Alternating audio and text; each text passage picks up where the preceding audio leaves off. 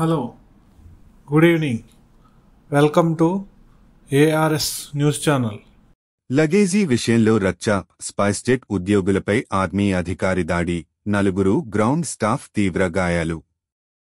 SpiceJet Srinagar నుంచి ఢిల్లీ వెళ్లే SpiceJet విమానం ఎస్జీ బోర్డింగ్ గేట్ వద్ద ఒక సీనియర్ సైనిక అధికారి నలుగురు స్పైస్జెట్ ఉద్యోగులను దారుణంగా కొట్టారు.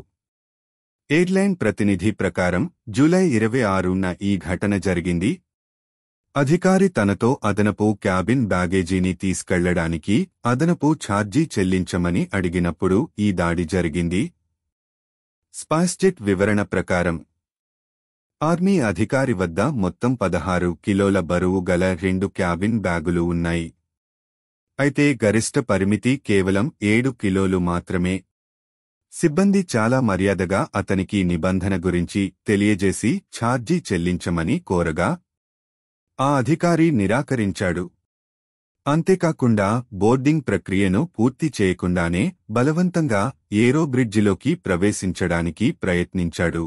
ఇది పౌర విమానయాన భద్రతా నిబంధనలను తీవ్రంగా ఉల్లంఘించడమే.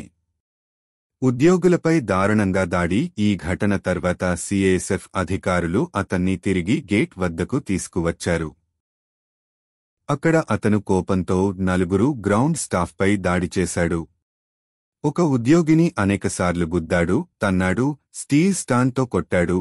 దీనివల్ల ఆ ఉద్యోగి వెన్నెముకలో ఫ్రాక్చర్, దవడకు తీవ్ర గాయాలు అయ్యాయి.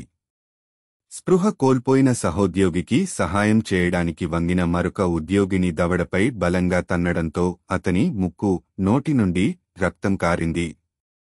నోఫ్లై లిస్ట్లో చేర్చే ప్రయత్నాలు.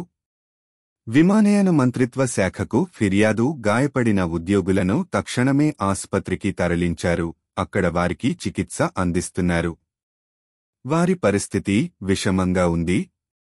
స్పైస్జెట్ ప్రతినిధి మాట్లాడుతూ ఈ దాడిపై పోలీసులకు ఎఫ్ఐఆర్ నమోదు చేయబడిందని, ఎయిర్లైన్ పౌర విమానయాన నిబంధనల ప్రకారం ఆ ప్రయాణికుడిని నోఫ్లై లిస్ట్లోకి చేర్చే ప్రక్రియను ప్రారంభించిందని తెలిపారు.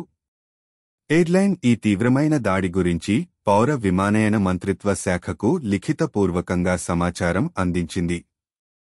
ఆ ప్రయాణికుడిపై కఠిన చర్యలు తీసుకోవాలని డిమాండ్ చేసింది.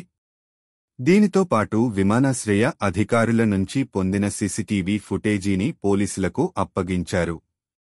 తద్వారా దర్యాప్తుకు సహాయం లభిస్తుంది.